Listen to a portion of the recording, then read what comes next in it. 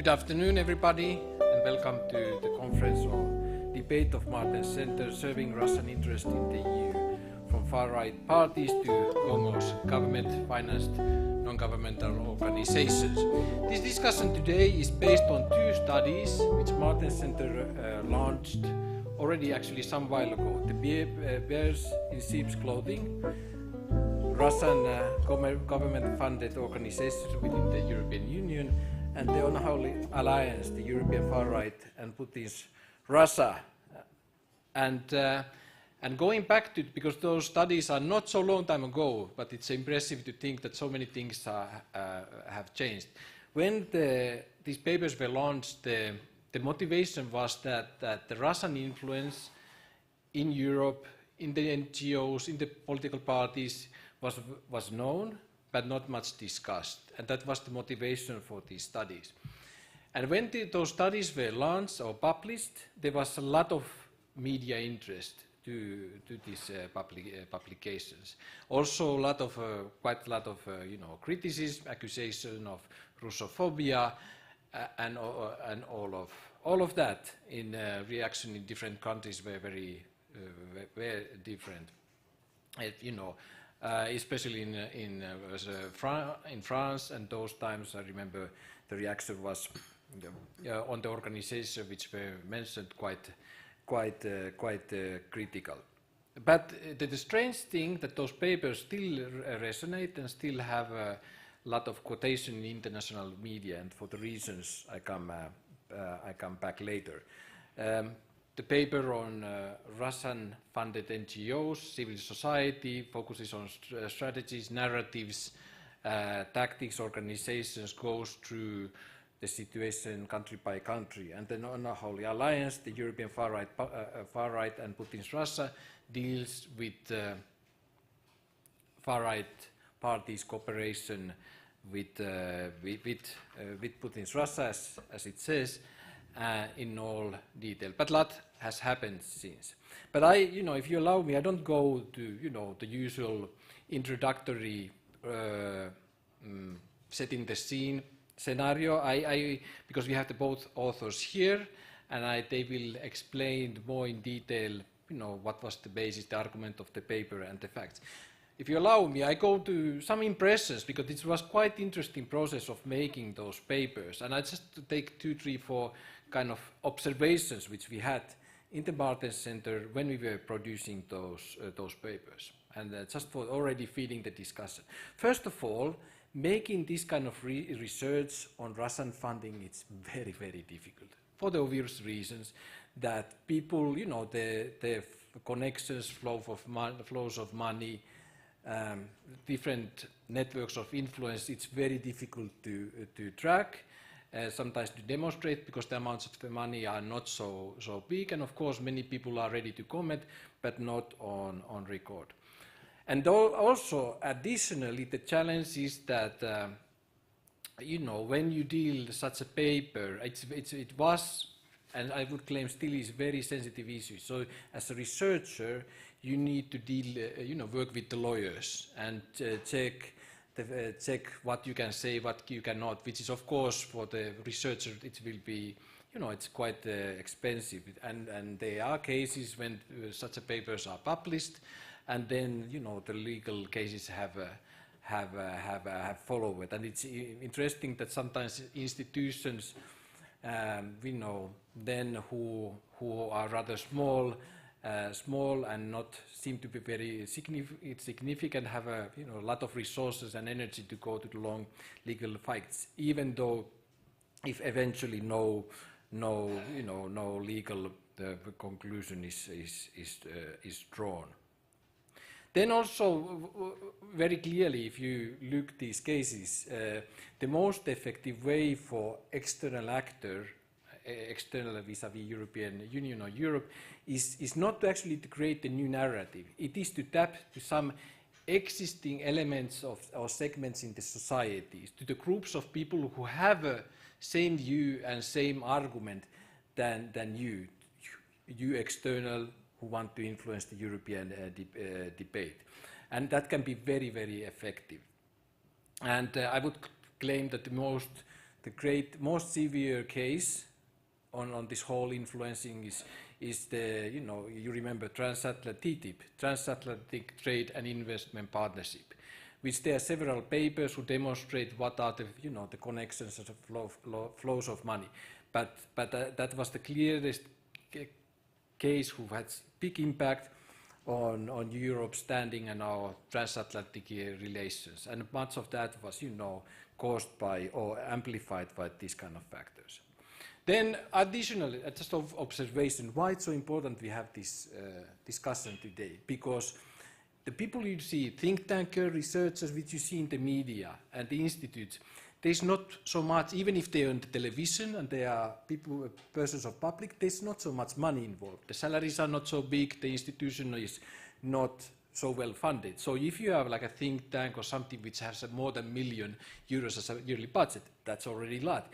If you have budgets to 5 to 10 million, you are basically European superpower, almost by definition. So then when you have a situation that you have a government coming in, let's say tens or hundreds of millions of euros with a clear strategy and different tactics, you will have an impact. And that's, that's very clearly what we could see. So that's also why it's very important, because it's really a soft belly. Just listen to the numbers they are now speaking in the war in Ukraine. What kind of sums of money? With a small proportion of that, those resources, a big impact can be made in the European Union if we don't counter that. Then the impact of corruption on individuals within parties and foundations. For politicians, and those politicians I think we have unfortunately in all political groups, it's very clear. What we can see, once one has taken that path to accept some money, and sometimes it's not necessarily a white envelope with a full of cash. It can be, I don't know, very luxurious invitation to some nice destination, some conference, and continuation of that. You can very clearly see that when you once started that road, there seems to be not much coming back. Also, it's important, or interesting, the psychological phenomenon which we kind of noticed is this cognitive dissonance, meaning that the people, like the politicians and think tankers, who then, choose to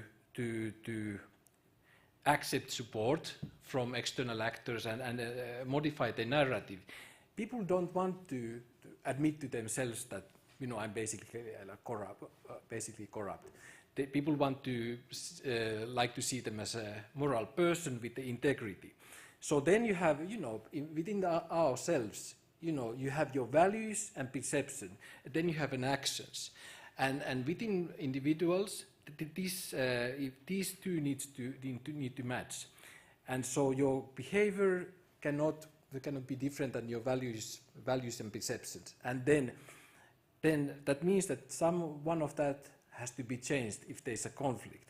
And so what you see is that many of those who then go to this business in politics or in think tank, with the years they become really true believers, because that's how they justify their actions to themselves. I would just a more clear case is case of Schröder, in my view. It's very, I think he profoundly believes what he's saying. And just to conclude, I think it's interesting, not only interesting, but important to continue this debate, because now the war is in Ukraine. We have momentum for the European Union, momentum for NATO. The Europeans feel that we are in a moral high ground. But unfortunately, I think that in the months to come, first of all, in the global stage, the situation is not so, clear. I think, Russia, China, all these actors which we are speaking about have support, have leverage, and I think in the months and years to come, we see that they continue to this dynamic we have now in a global stage will continue to follow. That said, that it's very important we follow the actions, the strategies, and continue to speak about this. So therefore, I thank you very much for coming to this debate, And then I would like to give the floor to Anna Nalivaiko, our team member who will moderate the debate, introduce the speakers, and we take it from there. So welcome.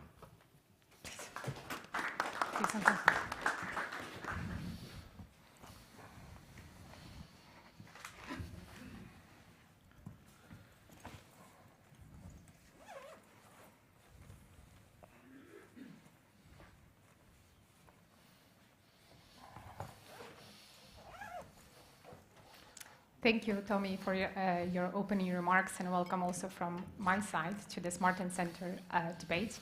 I'm Anna Nalivaiko, and I have the pleasure of being your moderator today with this distinguished panel. Immediately to my left, I have Antonis Klapsis, Associate Professor of Diplomacy and International Organization at the University of the Peloponnese. Then we have Vít Novotný, Senior Research Officer at the Martin Center. And to my right, Anton Shekhovtsov, who is Director at the Center for Democratic Integrity in Vienna. Welcome, panel.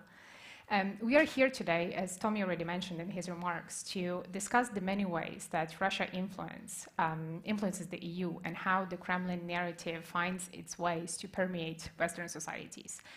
Since the revolution of Maidan especially, so since 2014, that was followed by the illegal annexation of Crimea and by the conflict in Donbass, we have seen Russia trying to portray itself in a positive light in the EU and try to gain as much support as possible within political parties in the EU to kind of have favorable policies towards Russia, because as a following, sanctions were imposed on Russia, and then of course, Russia has, started to be seen as an aggressor state. So Russia really needed that momentum to spin that narrative.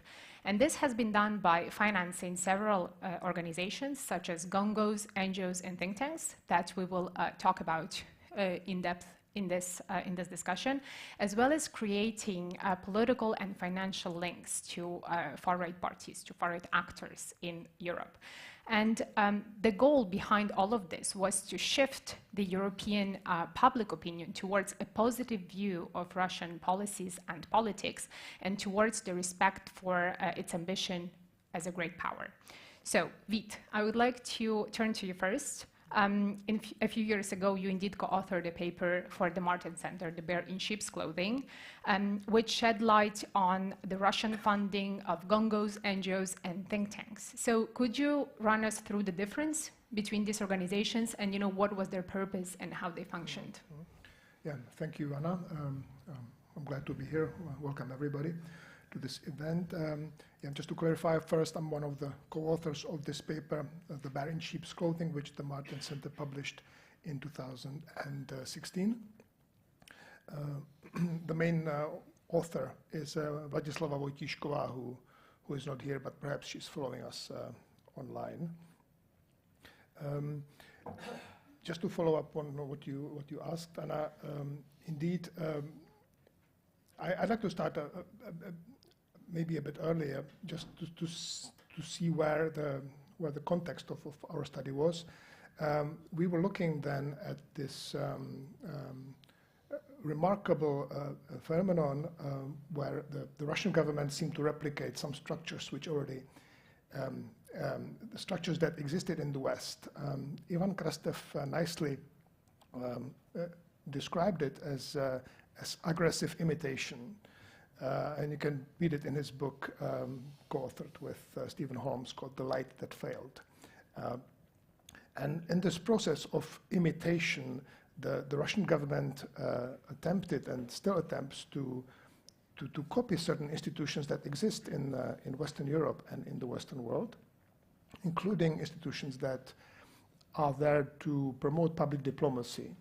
In Western countries, you would have institutions such as the Goethe Institute, from Germany, or the British Council, and as well as a strong network of think tanks, NGOs. This rich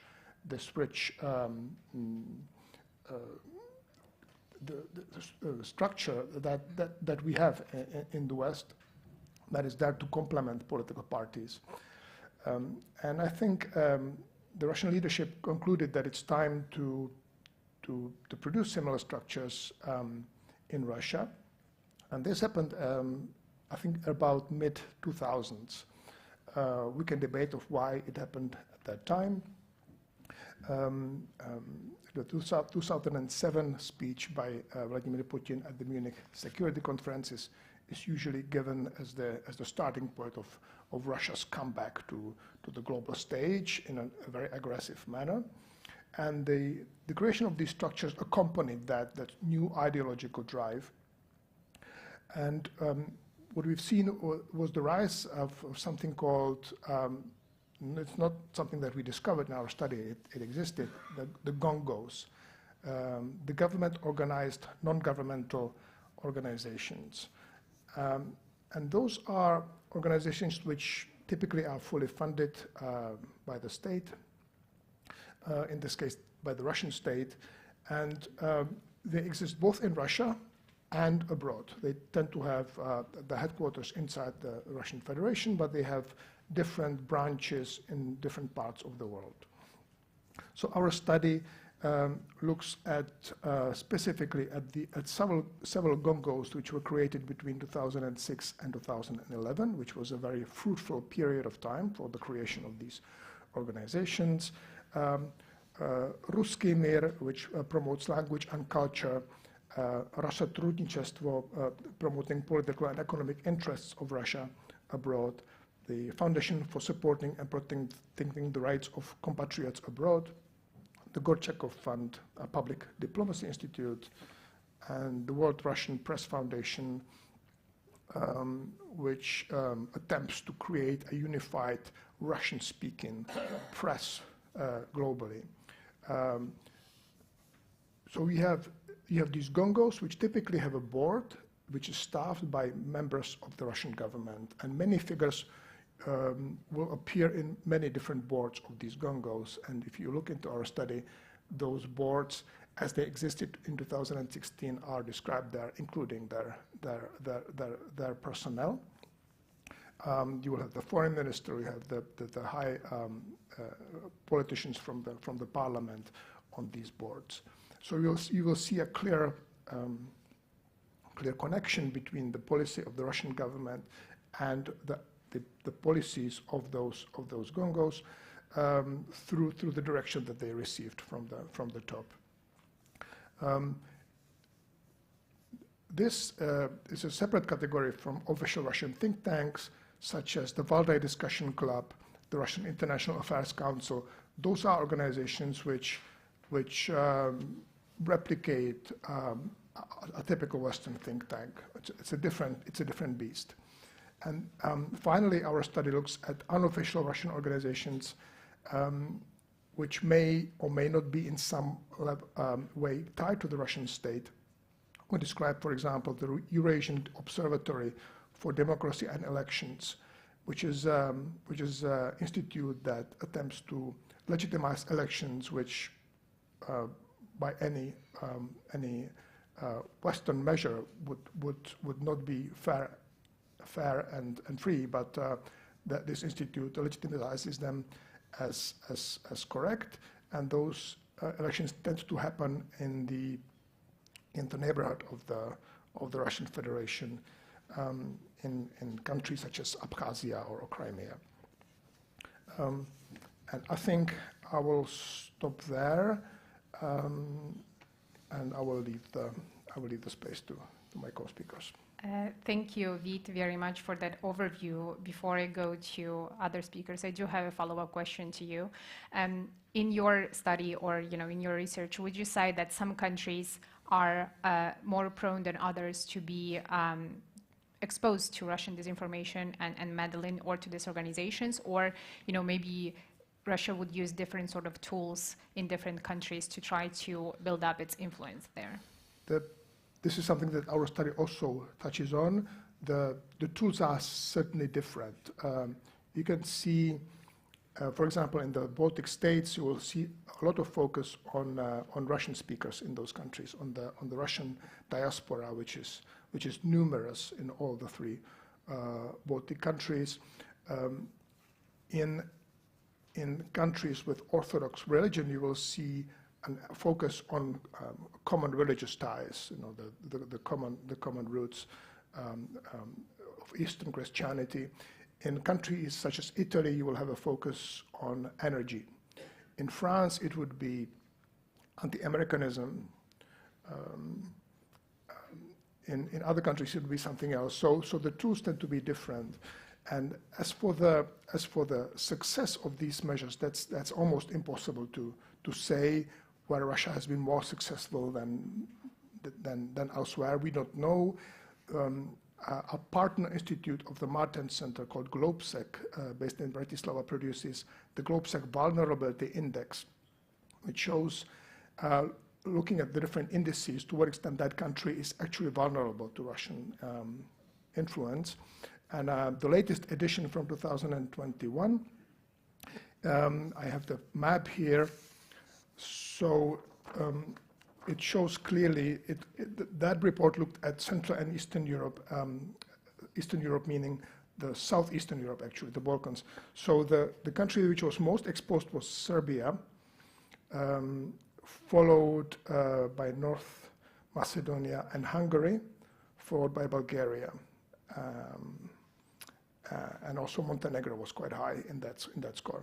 But I don't have an index that would cover the whole European Union or the whole Europe. Thank you, Yid, for that opening and for setting kind of the scene of what we're going to discuss. Anton, I'm turning to you. We had a very similar conversation in 2018 when your book, Tango Noir, came out. And in your book, you speak about the marriage of convenience between Vladimir Putin's Russia and the Western far right, specifically in Europe. And indeed, we have witnessed an increasing number from 2014 of far right politicians praising Putin's Russia, praising Vladimir Putin, as a great leader, great statesman. And we have seen an increase of contact between these actors. Then we had the 2019 European elections, and these parties managed to do quite well. So they did enter in the parliament, and they had the power to influence legislation. So maybe before talking about the trends of Russian influence, can you define for us what are the Russian interests in the EU, and then what have been the trends of this influence in the EU in these past years, and if the far right parties serve them right?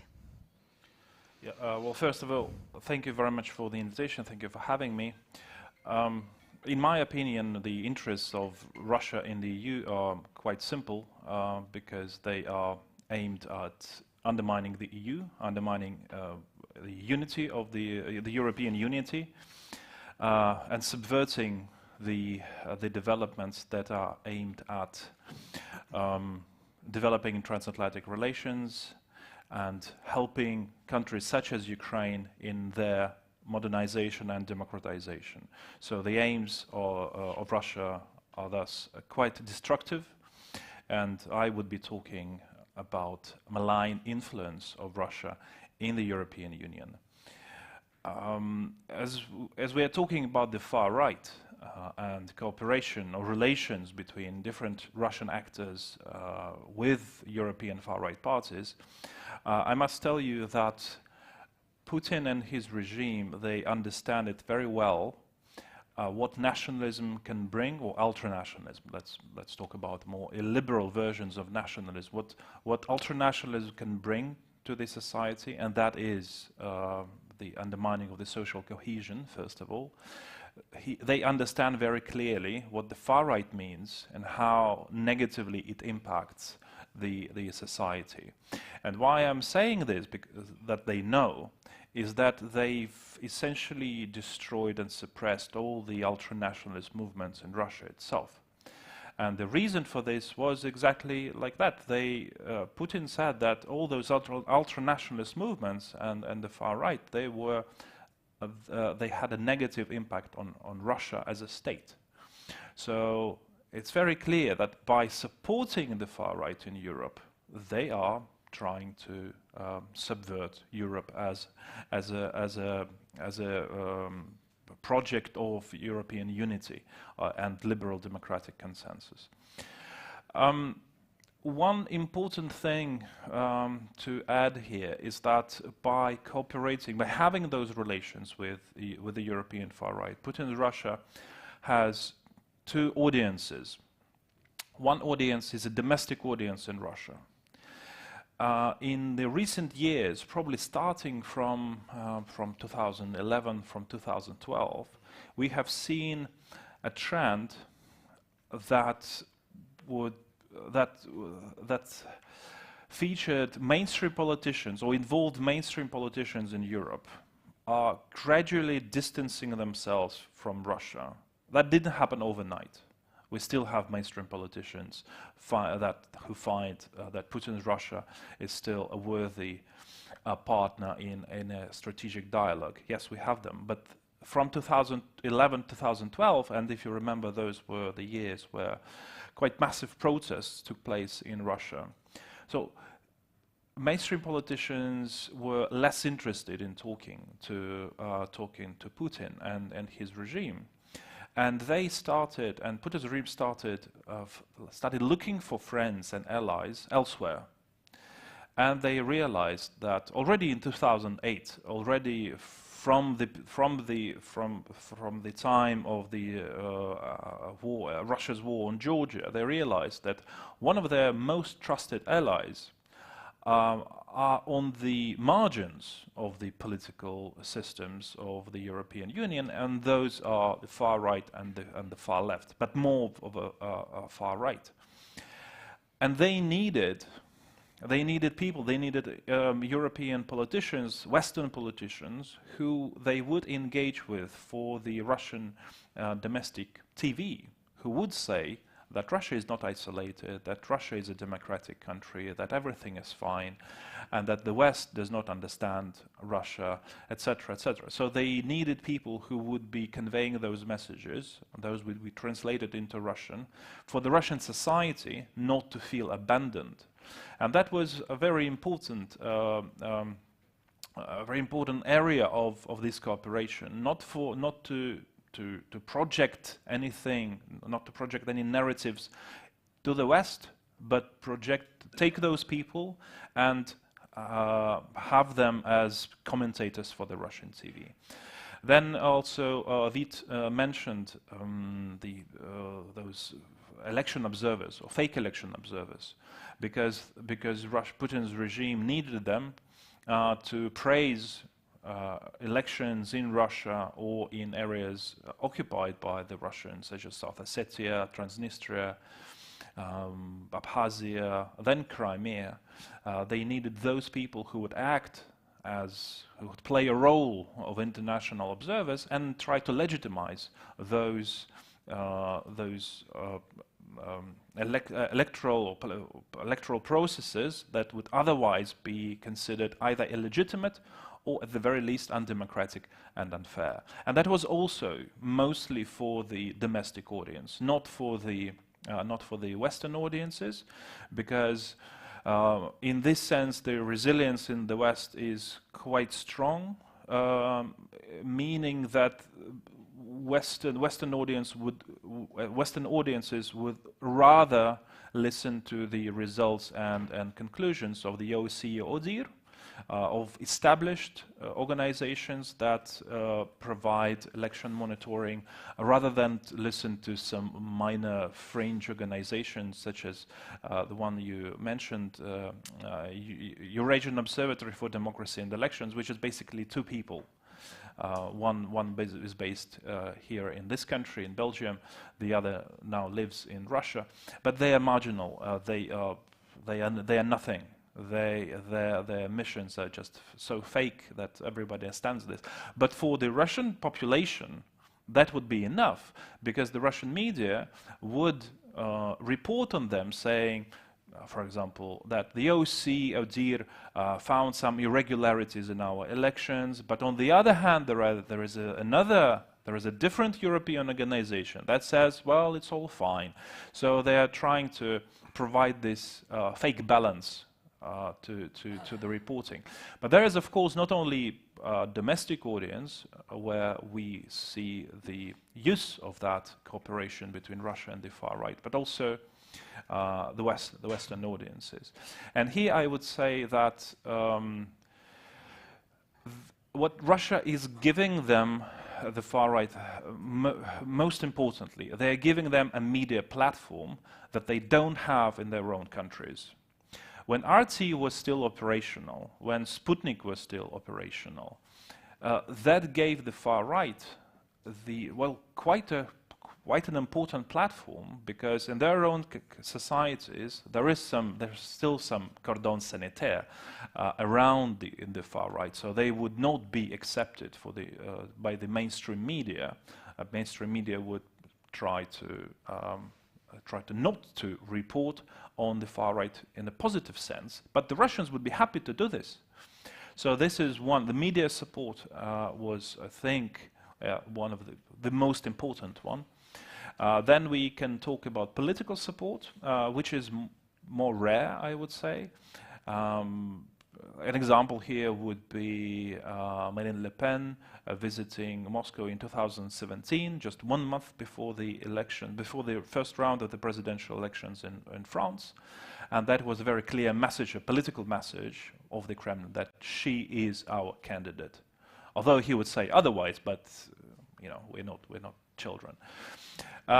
Then also another point, another area where we see that cooperation, or saw that cooperation, is the Russian actors, supervisors or handlers, however we call them, emailing and delivering particular talking points to European politicians on the far right. So they would voice those narratives, they would voice those talking points using their national parliaments or using the European Parliament.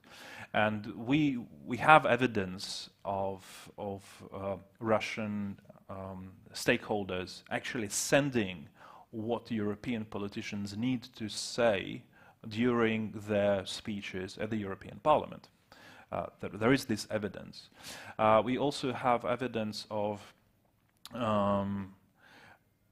Russian stakeholders trying to introduce particular changes in the legislation through their contacts in European far-right parties. And there would be like a fee just for including those ideas in the draft laws, and there is a different fee when this law or when those laws are voted in parliaments. I don't actually have evidence that those laws were voted, that were supported, but there is evidence that the Russians took part in preparing those draft laws. But to conclude this part of my statement, I must say that we are not talking only about marriage of convenience. There is this part, marriage of convenience, so say, you know, tactical cooperation, but also there is a political affinity between Putin's Russia that positions itself as an ultra-conservative, traditionalist country, and the far right, which apparently also trying to project this idea that they are supporting, that they are defending traditional values, family values. So there is this political affinity too. But this combination of tactical goals and political goals, it also creates, sometimes it creates a confusion among observers who, well, some of them would say, well, it's only political. The others would say, well, no, it's only tactical, they don't believe anything. But I think that it's a combination of two, and in many cases we see this combination at play. And I think one very good example is the very complicated relationship between Moscow and the French far right. Just trying to be very brief, but I think it's a very good example that explains a lot how the Kremlin thinks. So Marine Le Pen, she wanted to visit Russia already after she became president of the National Front, and she voiced her admiration for Russia in 2011, and she wanted to go to Russia and meet with somebody close to power, so close to Putin, because her father, Jean-Marie Le Pen, he would also travel quite regularly to Russia, but he never talked with someone who actually had some power. He would only talk to some clowns like Vladimir Zhirinovsky, but not the real people. So Marine Le Pen did not want to repeat the mistakes that her father did. And she obviously, she put up that message to the Russians, but the Russians were very, very cautious because they look at the public opinion polls, and you may remember in 2012 there would be presidential elections in France.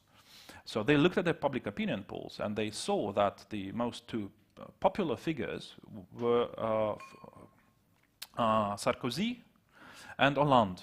François Hollande and Nicolas Sarkozy. And they thought, well, why should we invite Marine Le Pen to Russia? Why should we talk to her? She has no chance to win those elections. And if we invite her, that would send a message that we somehow support her, and then we will spoil our relations with one of those presidential candidates when they become presidents. Hollande won.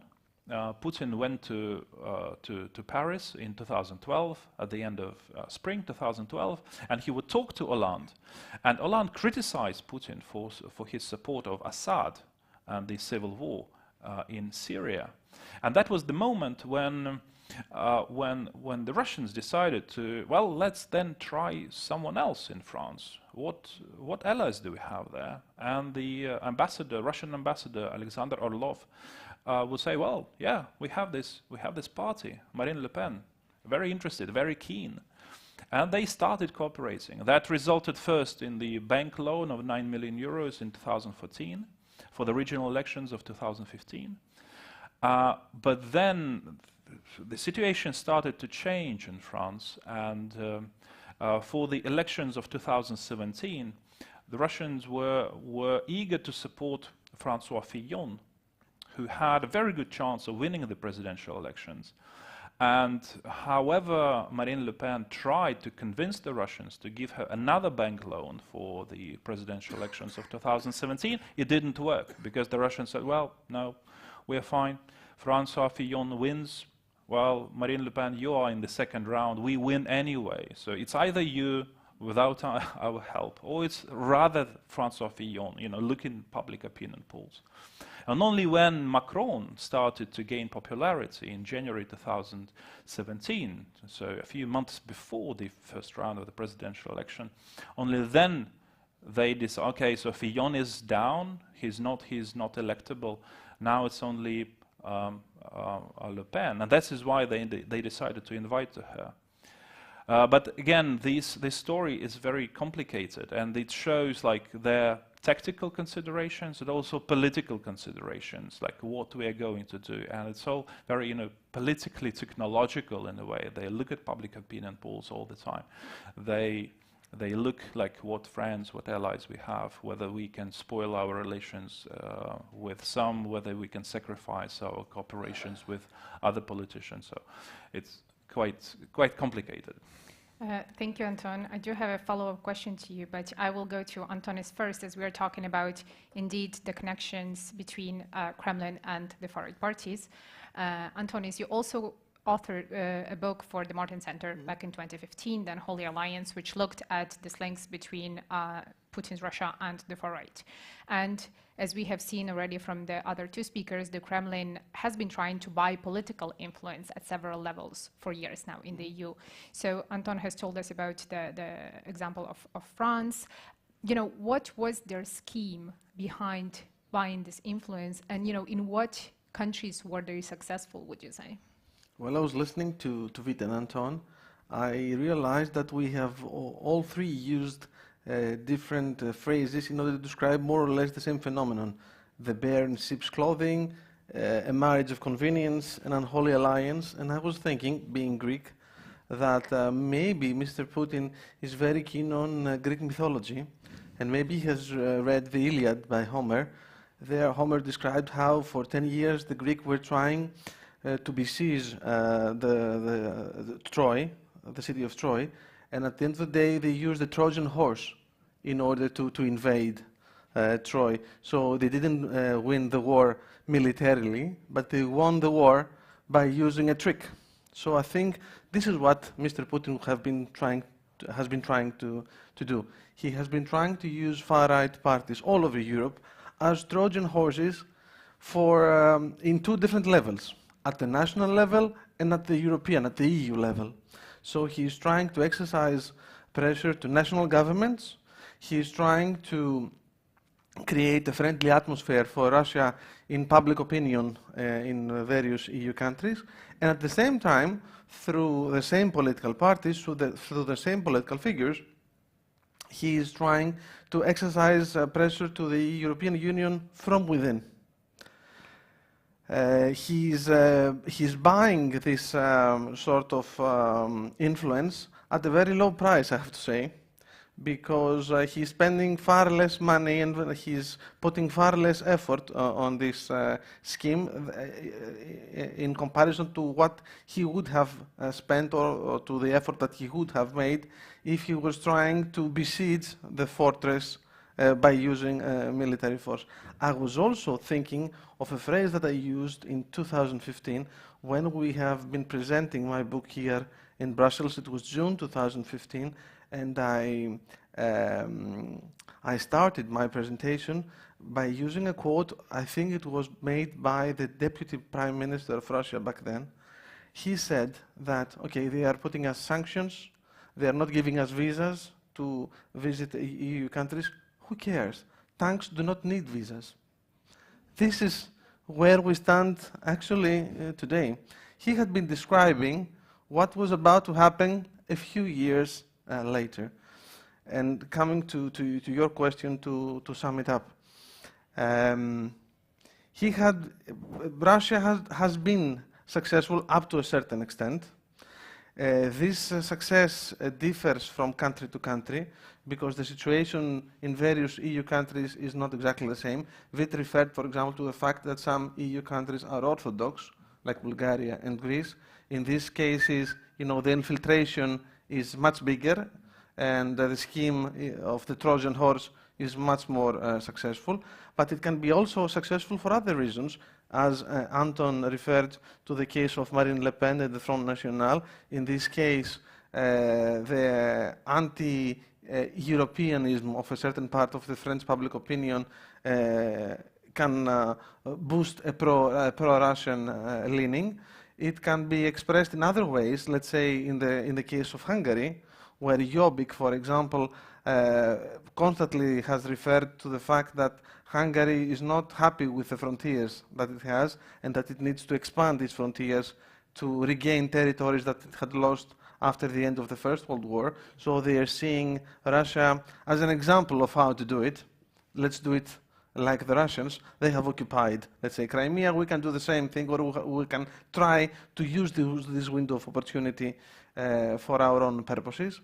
It definitely takes,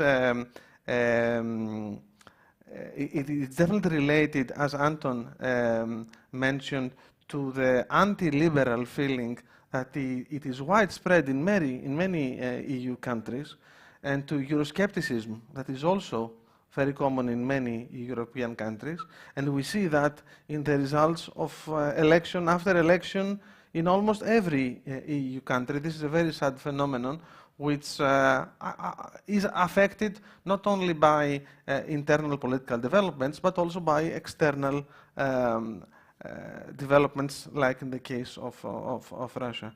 I think that the European far-right parties are seeing in Russia, first of all, in Putin, more specifically, an ideological ally.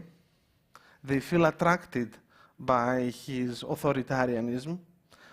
What we reject as something evil, in their minds, in the minds of European far-right political leaders, seems to be actually an advantage. We are saying that Russia is anti-liberal, we say that Russia is anti-democratic, but for them, this is something that they want actually to achieve. They want to govern with an iron fist, like Putin has been doing in Russia for many years. They also see Russia as a geopolitical alternative. Okay, they want to dismantle the European Union. In some cases, they are against NATO, they are anti-American. They need a sort of an alliance So they propose an alliance with Russia, they propose a sort of an understanding with Russia. In many cases, they have referred to the fact that Russia is right when the Russians are referring to Ukraine as a puppet state, or to Ukraine as a non-existing, to the Ukrainians as a non-existing nation. They want an alliance with Russia because they want to present themselves as being internationally recognized, but it goes the other way around. Russia wants them, as Anton said, in order to present Russia as an as not isolated, let's put it this way. And last but not least, I think that there is also an under-the-table funding, which explains why many far-right European parties feel so attracted by Russia. In some cases, this funding is not exactly under the table because it has been discovered, it has been revealed. In the case of Marine Le Pen, for example, we know that she has taken a loan from a Russian bank. So there is not only one reason that explains why Russia is trying to take advantage of far-right parties all over Europe.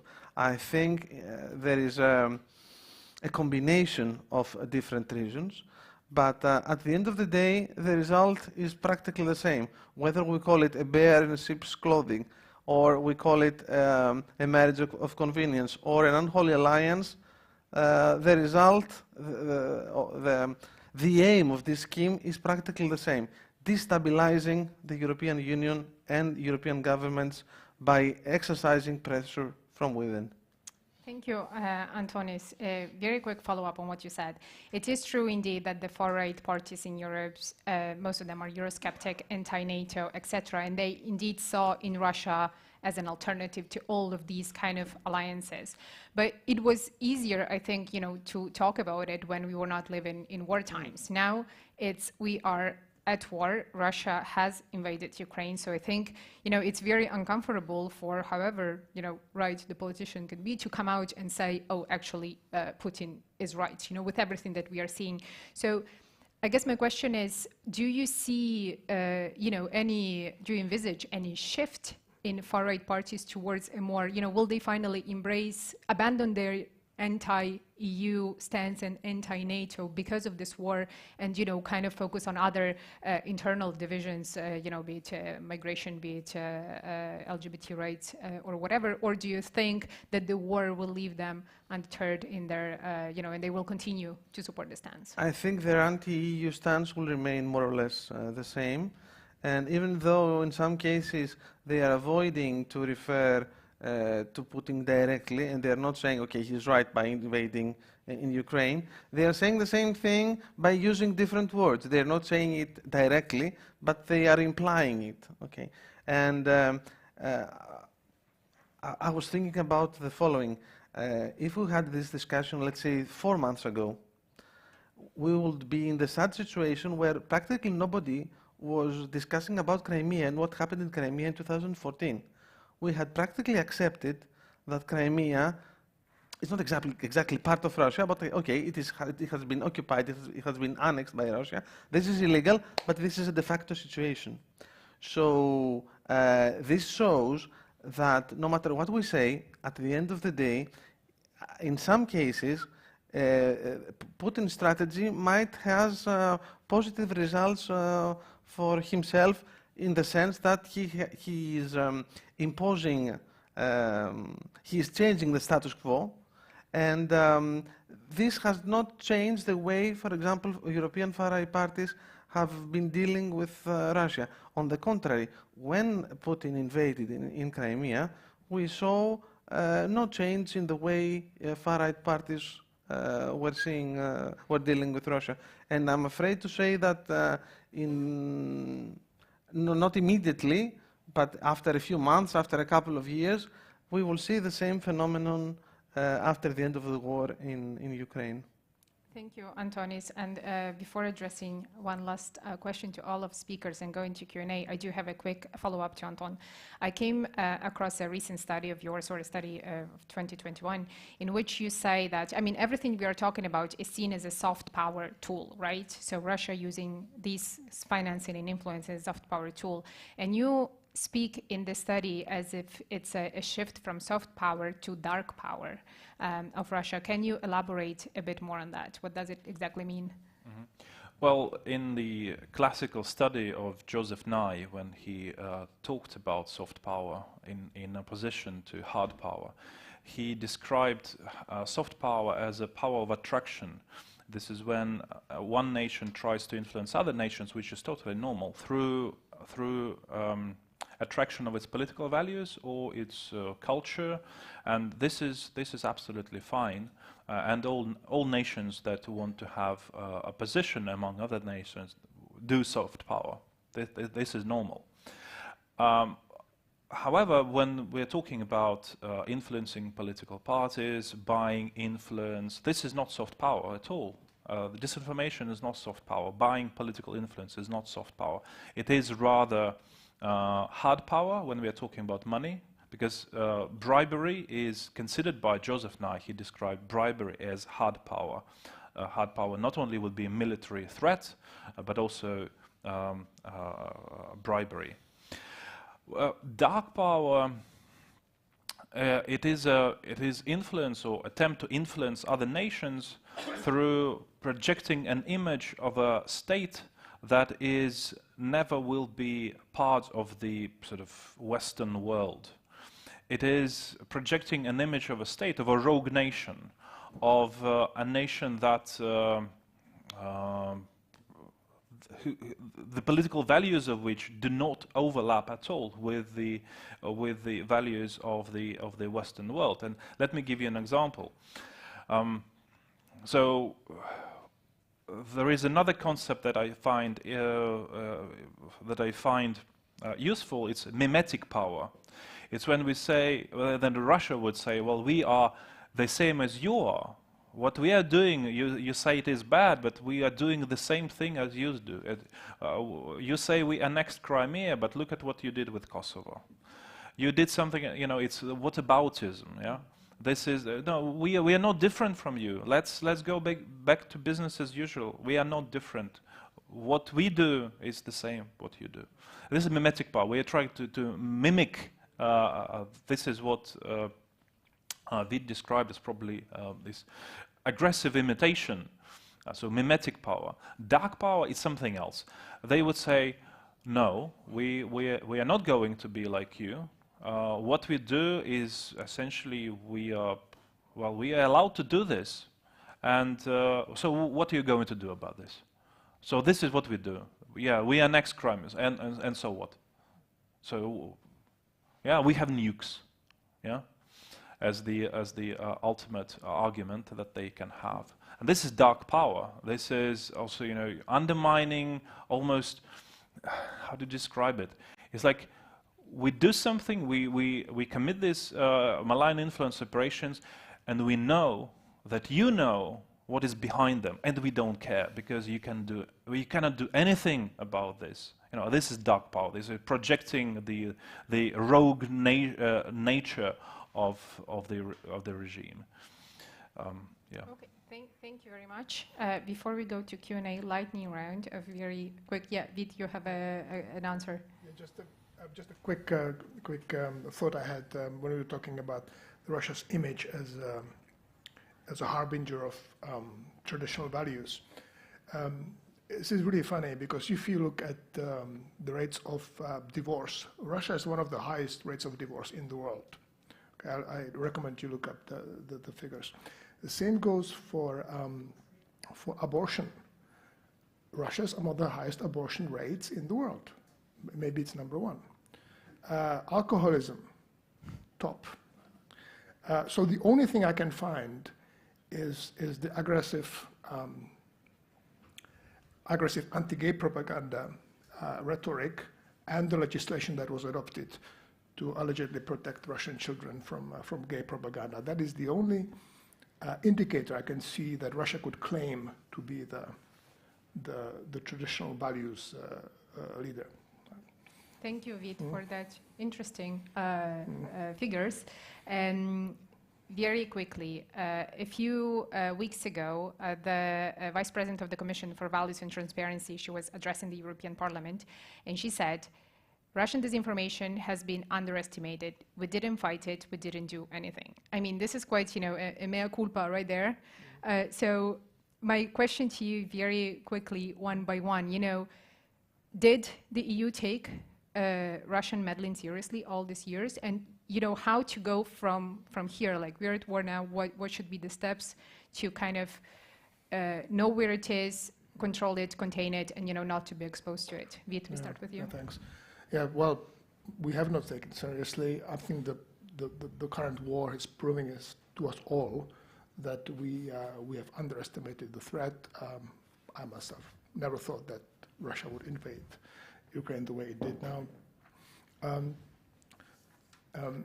I think some countries were better than others. Some countries did improve their defense spending, which is an important part of a response. And we've seen an upward trend in some NATO countries to do so, but not in all countries. As for energy dependency, collectively we've done very little. Our infrastructure is very much geared towards gas and oil imports from Russia. In some countries, the dependence is close to 100% when it comes to gas, and also on other measures. Welcoming Russian money, all EU countries have done that with very little precautions.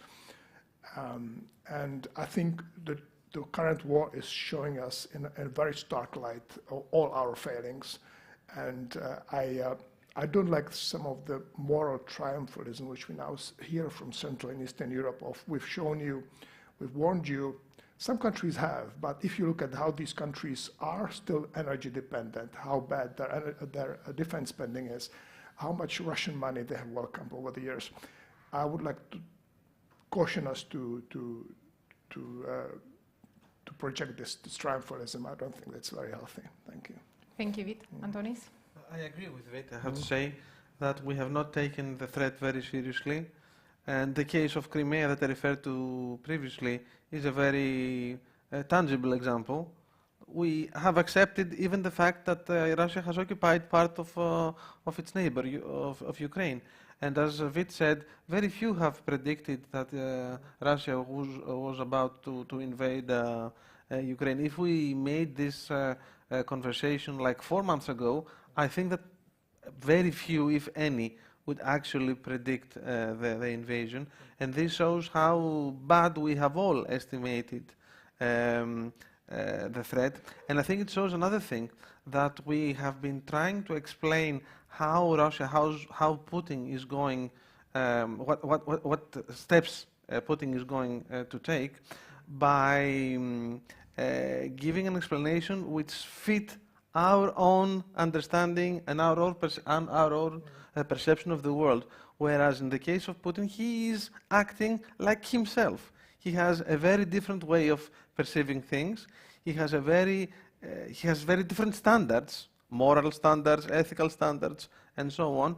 And he is willing to use rogue power in cases where we, Europeans, at least after many years of conflicts in Europe, nowadays we were not ready. We were not ready to use. So I think there is also this misconception about how the Russians are thinking and what is their mindset. Thank you, Antonis. And Anton? Yeah, I would say that if we ask ourselves, did we underestimate disinformation? I think this is not the question that answering it would shed any light on anything.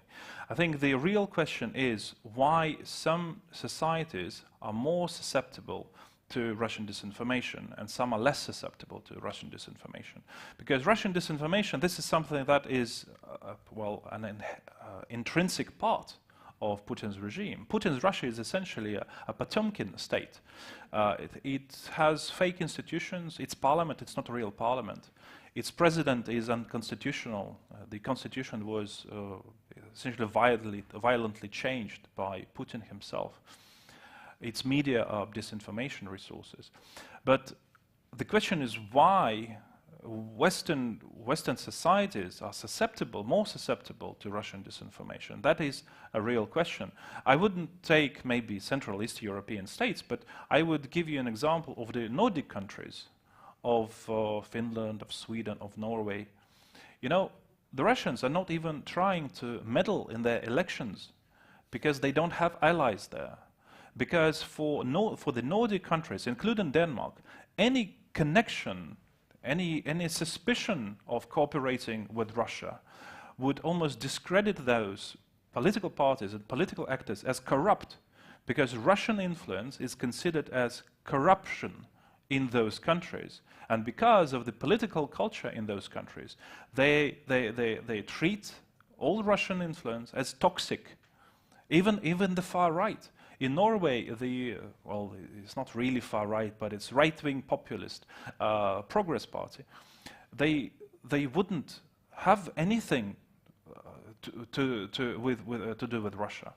Even in Sweden, with the Sweden Democrats, there were investigations into possible relations, and the Sweden Democrats were happy to show emails that they had just to prove that no, we are not cooperating with them. And I think the political culture and susceptibility of Russian disinformation is the real question, because with Putin's Russia, they will try to disinform us all the time. You know, lies will lie, haters will hate. It's not possible to change Putin's regime. It's irredeemable, in my understanding. But we can change something in our societies and make our societies more resilient and less susceptible to Russian propaganda and disinformation. Thank you, Anton. And on that note, I'd like to open the floor for Q&A. We don't have much time, so I'd like to ask you to be quick and to the point and introduce yourself. There's a question in the back. Yes. And they're here. Yes, thank you. Pierre-Emmanuel Thomas, analyst in Geopolitics from France, Eurocontinent. I think you don't take into account enough the geopolitical factor from France especially, because at the center of the European project, till now, is a Franco-German rivalry. And is going to play a big role with the relation with Russia. And what you call these far-right parties serving Russian interests is nothing the case, not at all the case. Actually, they are serving French geopolitical interests, because these parties, like Le Pen or Zemmour, which is more close now to the classic they are Gaullist parties. If you look at the program, they refer to the Gaullist doctrine. And even Mr. Macron, who is the most Atlantist liberal president, and this is why actually he was elected with a very low legitimacy, but he was elected. He will, even if he supports armaments to Ukraine, he still believes France needs to promote a European security architecture with Russia, to counterbalance Germany and Russia and United States. Because in our new world of great power geopolitical confrontation, the sort of Atlantis Europe project, integrationist project, federal project is dead. And de Gaulle said all of this. But federal Europe will become an American Europe. And now EU is totally ottanized. And this is why you will see even Mr. Macron will try to reconnect with Russia, because this is our interest and it has nothing to do with bribery from Russia. It's our geopolitical interest, and each nation in Europe have different geopolitical interests, and this is why it's going to play for enlargement. Nobody in France wants enlargement anymore, especially in Georgia or Ukraine, because it will shift the center of geopolitical power to the east, which has nothing to do with French interest, and also perception of security is totally different. Nobody in France thinks Russia is a threat, but is jihadism or even liberal imperialism from the United States.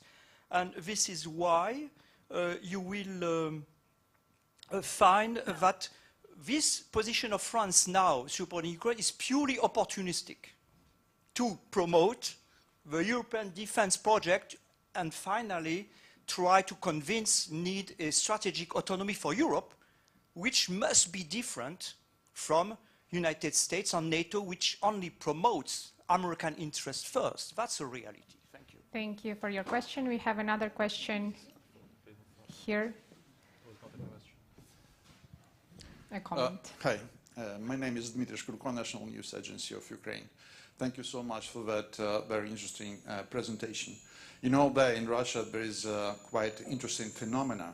Then they invent their propaganda, and after that they just taking decisions. I mean, the Russian leadership taking decisions on the ground of that propaganda.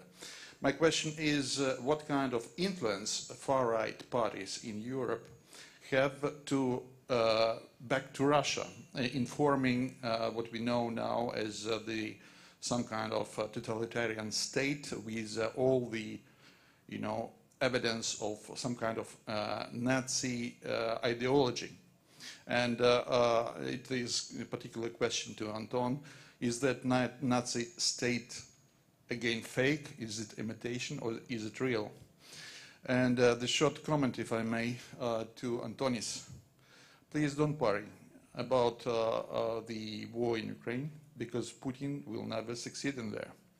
I know that as a Ukrainian. So, but I just want to say you reason why you should not be worried about that, because then the last Ukrainian will fall in combat. There will be no Europe like we know it right now. So that I believe we will prevail together. Thanks. Thank you very much. Do we have any other questions at the moment? Is there a question in the back? Yes, there is a question in the back, please. We'll take this one and then we go back to the speakers. Hello, I'm a journalist. I'm sorry to disagree with Mr. Thoman, although he's French and I love France. But I don't think that Marine Le Pen's party has a Gaullist tendency. If we remember, her father, who created the party, was Monsieur Jean-Marie Le Pen, and he was absolutely an opponent, total opponent to President General Charles de Gaulle, because of the war in Algeria, and because he was part of the war and he was defending the non-independence of Algeria. And within very, very, very starch opponents to de Gaulle. So let's forget that. And Mr. Zemmour, well, I think he's representing also some nostalgics of what Algeria was when it was still French, and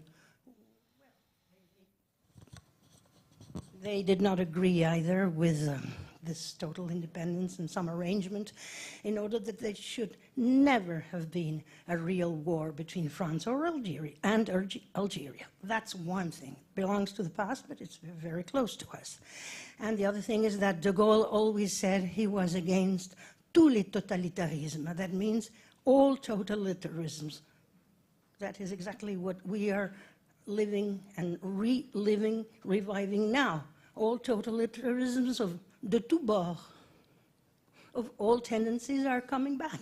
So de Gaulle was against all that. So all these movements, I'm sorry, Mr. Thoman, but I love France, all these movements have nothing to do with de Gaulle. They're not Gaullist. Thank you. Thank you. We take one last question here in the front, please. Wait for the microphone, and then we go back to our panel. Thank you for your intervention. Just easy question. You talked and explained how influence and information, Russian information, can you please hold the mic? Disinformation handled or tried to handle European countries. That was about talks, but now action happened. They can't keep on telling stories because war happened. So how is information and handling and manipulating information still possible today? So what are the new actions in information to be expected after the war? The story is different. Thank you very much. Well, I think we will start with Anton first, with the question directed to you, and then you can pick one of the comments that were made. Yeah, basically it's about the current state of the relations between the far right and Russia. And I must say is that in the recent years we have seen the far right withdrawing their support for Russia that they had for various reasons. For example, in Italy, the far-right party that even signed an agreement with the ruling party in Russia, United Russia, the Lega of Matteo Salvini, they essentially withdrew support because they started to moderate for opportunistic reasons. That was not a real transformation, but as they moved towards the center-right, they lost this love for the Russian Federation. And for example, well, since we're in Brussels, in the European Parliament, the members of the European Parliament from the Lega, from this party, they started voting for the resolutions that were critical of Russia. And even at some point, there were Lega's politicians who lashed out at Russia for the attempts to poison Navalny. So in Austria, after the maybe some of you heard of the Ibiza scandal that essentially destroyed the government of the between the Conservative Party in Austria and the far-right party in Austria. The Russian faction of the far-right party, called Freedom Party, was thrown out of the party, and the Russian faction disappeared, and the Freedom Party of Austria, this far-right party, which also had an agreement with the United Russia, they embraced the neutralist positions towards Russia. Jobbik, that Antonis mentioned, it was actually the first far-right party that abandoned support for Russia already starting in 2016. And also as they moved toward more center-right positions, basically exchanging places with Fidesz party that moved towards the far-right. Jobbik moved towards the center-right. So, and until recently, you know, even I thought actually Marine Le Pen would somehow stay with the Russians, but no. Almost the day after the full-blown invasion, after the beginning of the full-blown invasion of Ukraine, Marine Le Pen unambiguously condemned Russia's actions in Ukraine. And that was a very smart move on her part, because the social opinion, the social consensus in France was against Russia's actions, and since she's a populist, she couldn't actually go against the consensus. And unlike Zemmour, she understood how it all worked, and she condemned the actions, and Zemmour did not. He would do it quite late in the presidential campaign, and he lost much support because of his hesitancy. And Le Pen won in this. There are some parties that are still staying with Russia, and one of those, at least if we look at the voting behavior in the European Parliament, the Forum for Democracy, the Dutch far-right party, it is still supportive of Russia's actions, but since February. Yeah, Russia has lost many friends, even on the far right. And one explanation, again, you know, the war is actually it's too toxic. You know, you can't support it. But also one of the reasons why the far right supported Russia previously, you know, since I don't know 2011, 2012, was that Russia was considered to be an important geopolitical player. And the far right, they had this psychologically uncomfortable position of being perceived as somewhere as political parties of the fringes of the, as on the margins of the socio-political life in their countries. But by aligning themselves with Russia, they overcame this psychological discomfort. Because, well, if you're friends with such an important player, you're no longer on the fringes anymore. You are an alternative mainstream, so to say. But when Russia became so toxic after the start of the invasion, this discomfort, these relations with Russia stopped this, it became the opposite, It's like we are again on the fringes, but no, we don't want this. Yeah, we want to be with the general understanding of what's going on. Thank you, Anton. John, very quickly, the question about, if I understood correctly, what kind of influence the far-right parties have back in Russia? Like what sort of, if the far-right parties from Europe, what kind of influence they have back in Russia on, kind of building this narrative that, okay, Russia is a great friend and anti-Western narrative in Russia to Russian citizens? The Russian media never actually introduced those people that they engaged with, those far-right politicians, as actually far-right politicians, because that would undermine their own narrative that Russia is an anti-fascist state. They would describe them as conservatives, they would describe them as defenders of traditional values. So there was no immediate, influence of these parties as representatives of the far right in Russia. So they were just treated as any other European politicians who were ready to say good words about Russia. They did not, because when they would comment on, say, the conduct of the elections in Russia or elsewhere, and they would say, it's perfect, it's so democratic. By the Russian population, they would not be considered as the far right. They would be just considered as European politicians, and that's it. Thank you. Antonius, do you have maybe a comment about specifically, France doing in reality its own interest and not, playing along to Russia in reality? I have a comment concerning if and how France is going to use Russia as a geopolitical counterbalance against Germany. To my mind, it sounded very much like 19th century or early 20th century diplomacy, during which, sorry? Okay, but you agree that it sounded like 19th century or early 20th?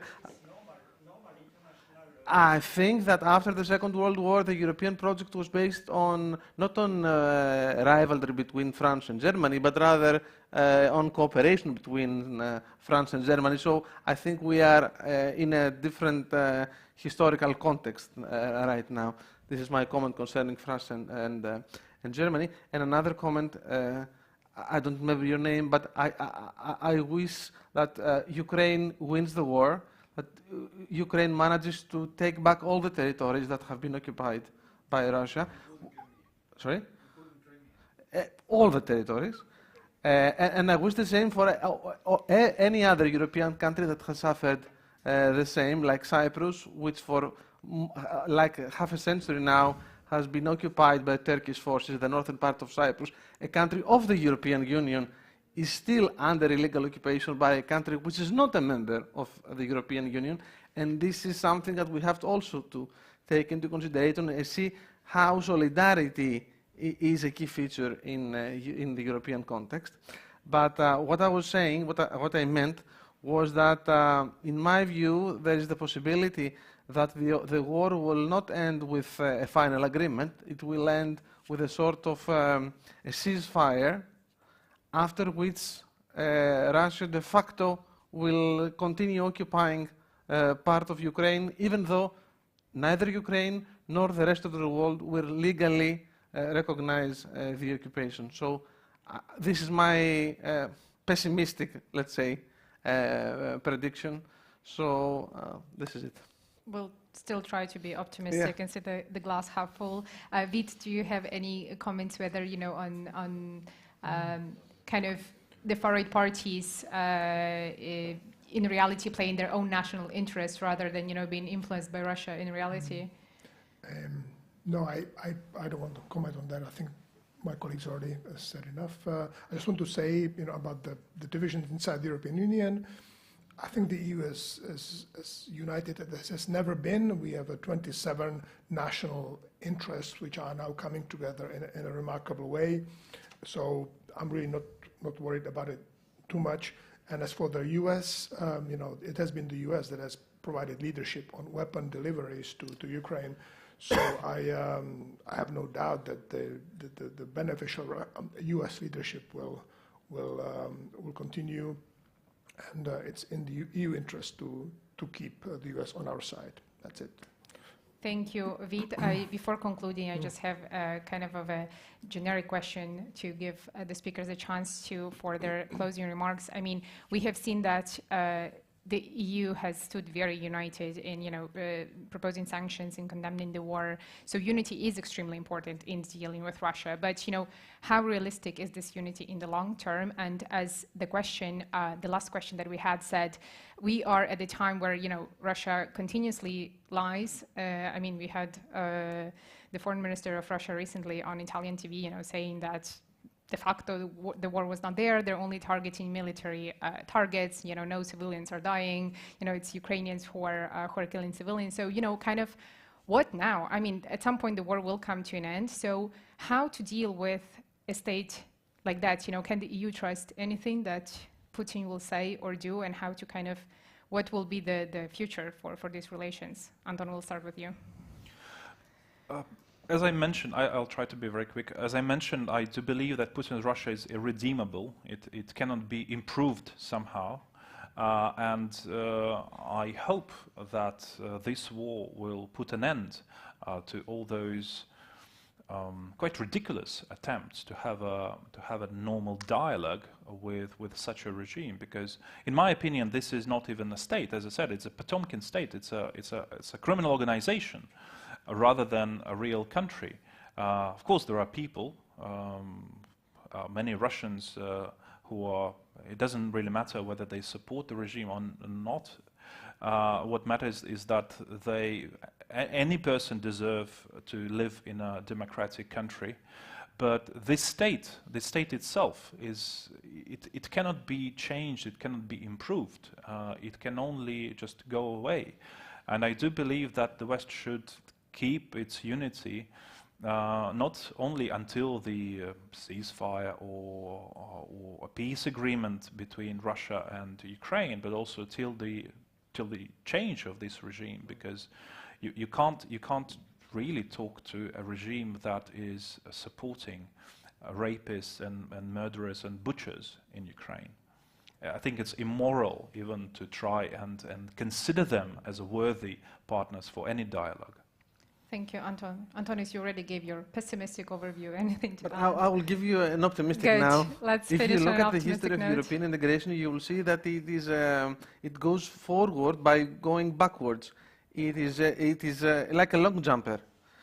Through a series of crises, we have managed to move forward and achieve many of the goals that have been set by the founding fathers of European integration. If we compare where we stand now to where we were standing like 70 years ago, the difference is huge. If you look at European integration day by day, you see no difference. But if you look at year by year or decade by decade, then you see a huge difference. Maybe this is a turning point now. The war in Ukraine has proven that we need solidarity, that we need a common foreign policy, that we need a common defense policy, that threats can be next to our own borders, because the war in Ukraine is next to the borders of the European Union. So Ukraine is not a member of the European Union, but the war is next to the European Union. So maybe this will prove to be a turning point in the process of European integration, and I sincerely hope that it will give us Europeans a boost to move forwards, to move to a more closer political union, to a more closer defense union, and to move forward towards the direction of making the European Union more of a union and less of an international organization.